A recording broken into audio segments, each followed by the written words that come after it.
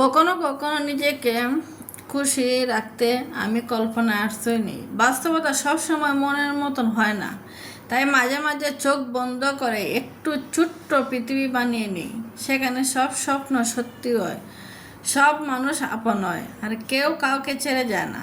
সেই কল্পনা শহরে কষ্টের কোনো ঠিকানা নেই, অপেক্ষার কোনো শেষ নেই।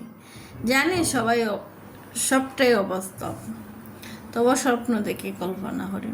তো লাইফস্টাইল ব্লগ থেকে আপনার সবাইকে স্বাগতম। তো আশা করি সবাই ভালো আছেন। তো আমি আজকে নতুন একটি দিনে নতুন একটি বুড়ে আপনাদের মাঝে ভিডিওটি শেয়ার করলাম। তো নাচার পর্বটা আপনাদের সাথে আর শেয়ার করা হলো না, যেহেতু ব্যস্ততার মাঝে আছি। তো আজকে তো বন্ধের দিন, তো আজকে এক্সাম নাই, তো তাই আজকে বাসায় পড়াতে বসাইলাম। তো পড়াইতে অনেক সময় নেই, আসলে এদিকে কাজও আছে, শুক্রবার যেহেতু অনেক কাজ, রান্নাবান্না আছে। তো এদিকে ভাবতেছি কখন পড়ানো শেষ করব আর কখন যেন কাজ করব। আর মাদের তো একটাই সমস্যা, বাচ্চাদেরকে সামলিয়ে কাজ করাটা পরীক্ষার সময়টা অনেক টাফ হয়ে যায় আমার জন্য। তো যার ফলে কিছুটা মানিয়ে নিতে হয়, কিছুটা সহ্য করে গুছিয়ে নিয়ে সব কিছু। তো এদিকে পড়ার মধ্যে ভাবলাম যে চিংড়ি মাছটা বেছে নিই। চিংড়ি মাছ বাঁচতে তো অনেক সময় নেয়, আর ছোটো ছোটো চিংড়িগুলো কিন্তু প্রচুর সময় টানে। তো একটু একটু করে চিংড়িগুলো বেছে নিতেছি, আর অনেক সময়ই লাগতেছে আমার চিংড়িগুলো বেছে নিতে, আর ভালো লাগতেছে না এই চিংড়িগুলো বাঁচতে। তারপরে একটু একটু কষ্ট করে আপনাদের মাঝে একটু শেয়ার করি। আর ভিডিও দেওয়ার কোনো মুহূর্ত আমার এখন নেই, যেহেতু এক্সাম আর ব্যস্ততা, আর শারীরিকভাবে তোমার একটু ভালো না, বিরক্ত হওয়ার একটা পরিবেশ লাগতেছে আমার। তো তারপরে একটু শেয়ার করে নিলাম, আশা করি আপনারা বাইরে একটু মানিয়ে গুছিয়ে দেখবেন।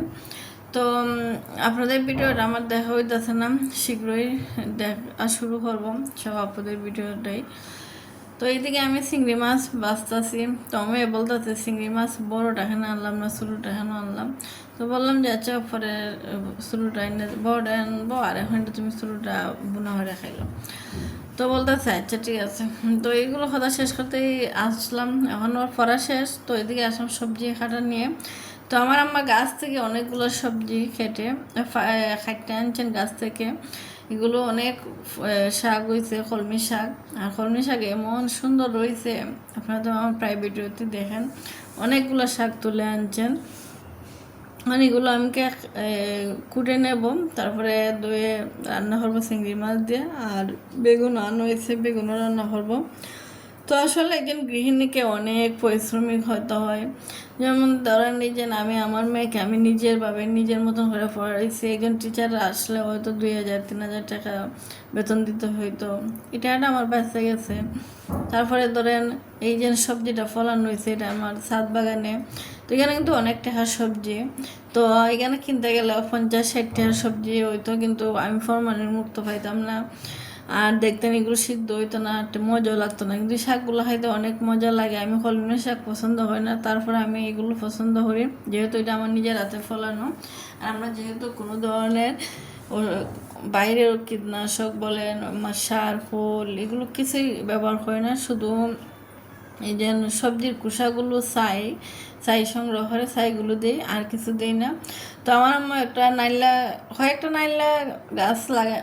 আপনার মনে পাট শাক বলেন, আমরা নাইলা শাক বলি। পাট শাকগুলো অনেক বড় হয়েছে, মোটামুটি হয়েছে পাতাম। তো মোটা পাতা দিয়ে আমরা গিট্ট খাই।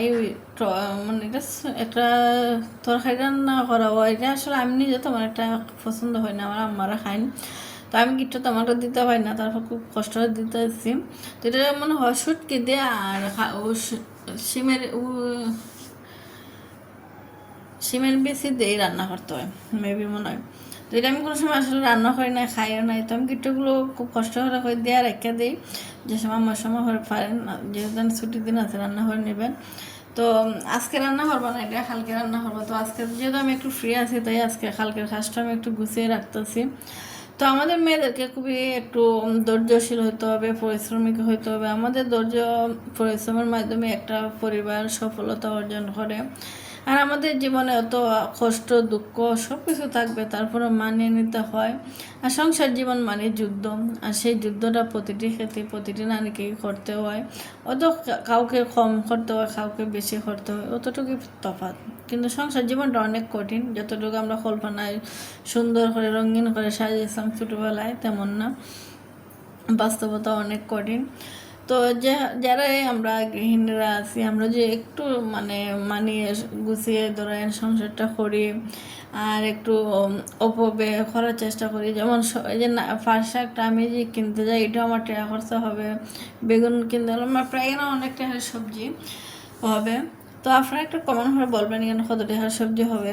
তো আরও আছে অনেকগুলা, কিন্তু সব তো আর পারা সম্ভব না, আর ফাইরে লাভও না, এতগুলো তো আর খাওয়া যাবে না, আমরা দুইজন মানুষই খাবো, আমার মেয়ে এগুলো পছন্দ হয় না। তো আমার আজকে এই যে এগুলো কিনে আনতাম বাজার থেকে, তখন আমার এগুলো টাকা খরচা হইতো, আর আমি তো ফ্রেশ সবজি এগুলো পাইতাম না।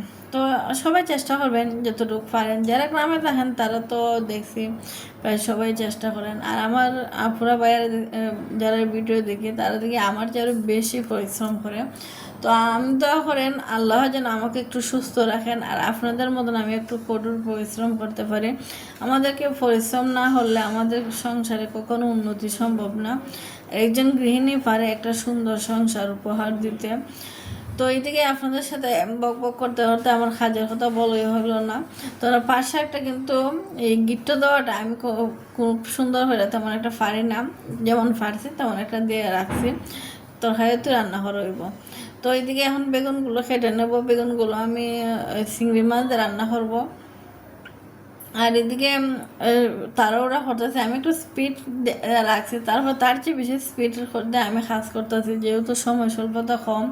এদিকে আবার গোসল করা, খাওয়া, নামাজ, তারপরে ও দেখেন আবার পড়াইতে বসতেইব, আবার স্টুডেন্ট আছে, সব কিছু মিলে অনেক একটু ব্যস্ততা যেতেছে, আর ভালো লাগতেছে না, শারীরিকভাবে শরীর খুব খারাপ লাগতেছে।